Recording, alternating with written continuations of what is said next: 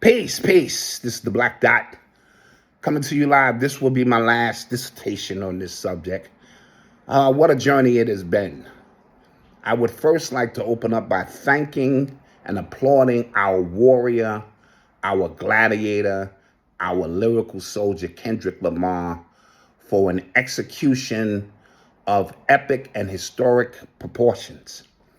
It's obvious that he had been studying his prey for 10 years or more, studying his weaknesses, his strengths, his likes, his dislikes, the women he likes, his style, his preference.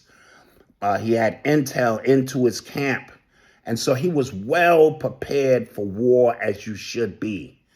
He then lured his prey onto the field and disoriented his prey with a bunch of songs with triple and double entendres, quadruple entendres, dates, symbols, numbers that had 4, 5, 6 meanings. He was attacking his mental, physical, spiritual. He was piercing through his soul.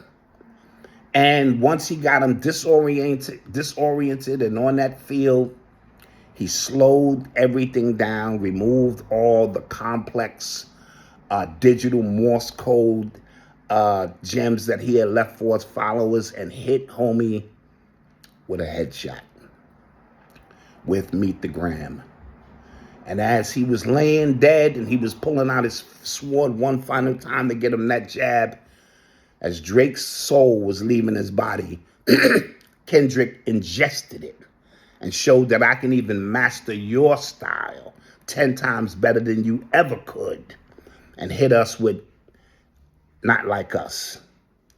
And so I want to applaud that, because that's the way you're supposed to use your lyrical sword as an MC. And so I was highly impressed and proud to be an original man at this time as we move on this journey. Now, for some people, it was nothing but two niggas going at it over some girls or this and that. And on the surface, that could be correct. As I mentioned, this is everything and nothing at the same time. But symbolically, and remember, we use symbols and signs and images and archetypes to fight wars. This was about culture versus vulture. This was about hip-hop versus corporation. This was about spirituality versus the material world. This was about hedos versus pedos. This was about man versus machine. This was about light versus darkness. This was your higher self versus your lower self. This was ultimately about real versus fake. But as I said, Kendrick would win the battle as he did. There's a war. And the war is a little bit more complex than that. Drake was paid $400 million, maybe $500 million, all depending on who you ask. And I truly believe that we just gave it all back to them in one weekend.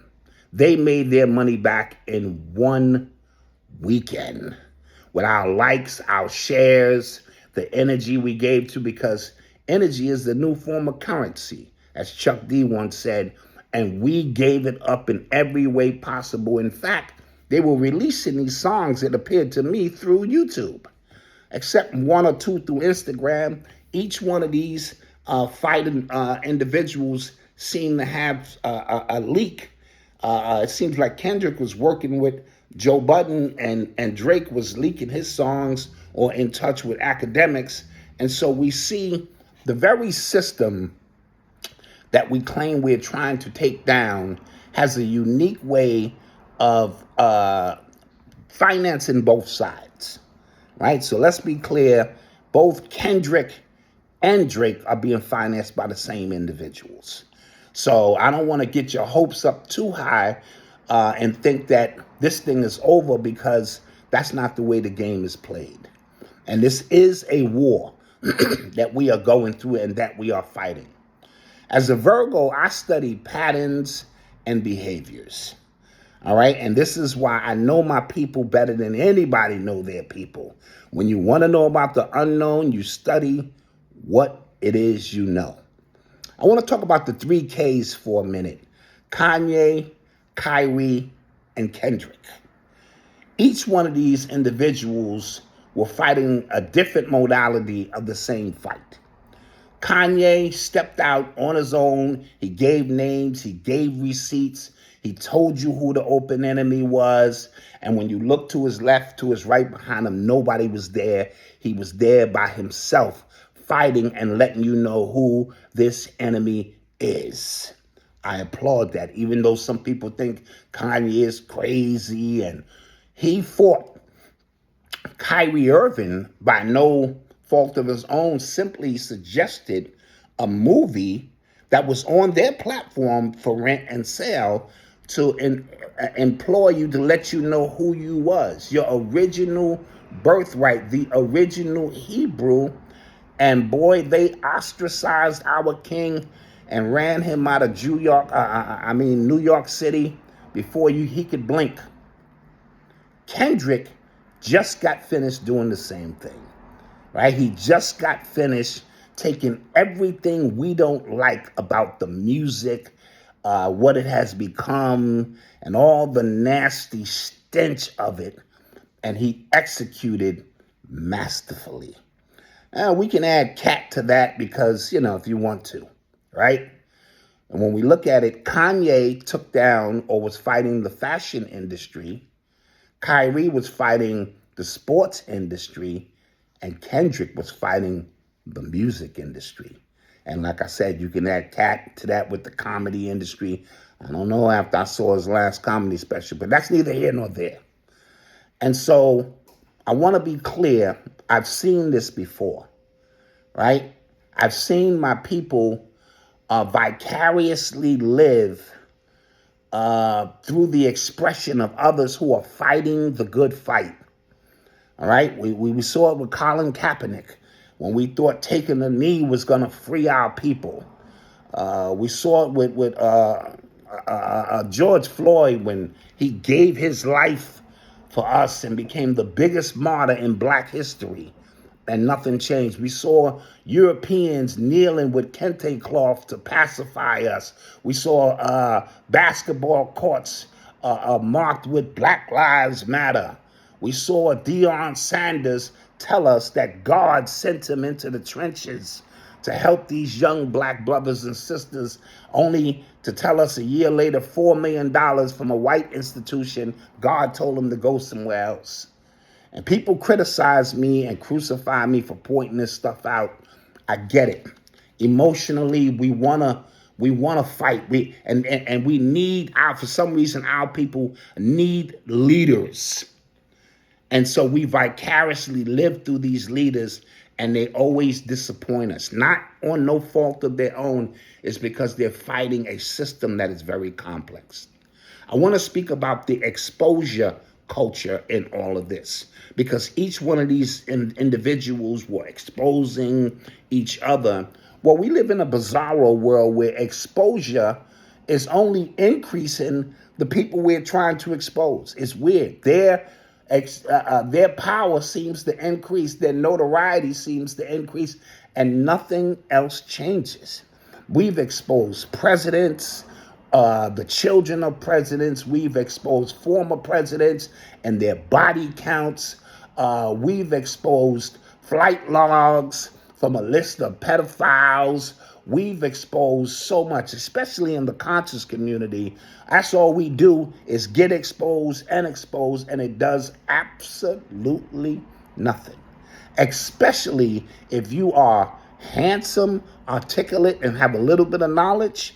In the church or the conscious community or the grifters who are trying to take your money, they are always safe. They can say they building you schools, or they're going to take your money and flip your money and all of these things, and nothing changes. How many more people do we need to expose, and nothing happens? And so I'm very, very sad and critical of those things, because this exposure culture, oh, he exposed that he had a kid, or he exposed that he was a pedo, means absolutely nothing if we're not going to do nothing about it. So I say all that to say this. This has been a euphoric weekend. I think you can all agree. Man, it was so much euphoria, being expressed this weekend, boy. I didn't get no sleep one day. Shit, I was so charged up, I dropped to give it 50. You know what I mean? But tomorrow is Monday, right? And then it's back to the grind, back to the trenches, regular, scheduled program, right? To get back to the business and back to the grind. It's just what it is. And whether you get up at 5 in the morning, 5:30 in the morning, or 6:16 a.m., the mission don't change. I got to go get this money. I got to take care of my bills. I got to take care of my kids, because at the end of the day, family matters. And for those of us who make our money in the podcast world and social media, we may get to sleep a little bit longer, but eventually we got to get up. We got to go to our computer, log in, and meet the gram. And solicit for clicks, solicit for followers, solicit, because this is how we make our money, right? And the Hoteppers will claim victory, and the No-Teppers and the Drake followers, they will go lick their wounds. And at the end of the day, when it's all said and done, we will realize we are the original people, right? And they are not like us. But don't be confused. This is a psyop on a major level, and it has been tailor-made to take our money, our time, and our energy. So with that being said, until the next weapon of mass distraction reveals itself, I say peace. This is the Black Dot. I am on my podcast every Monday and every Thursday from 8 p.m. live. Urban X TV, the #1 father and son podcast. Log in. Peace. I love you. Talk to you soon.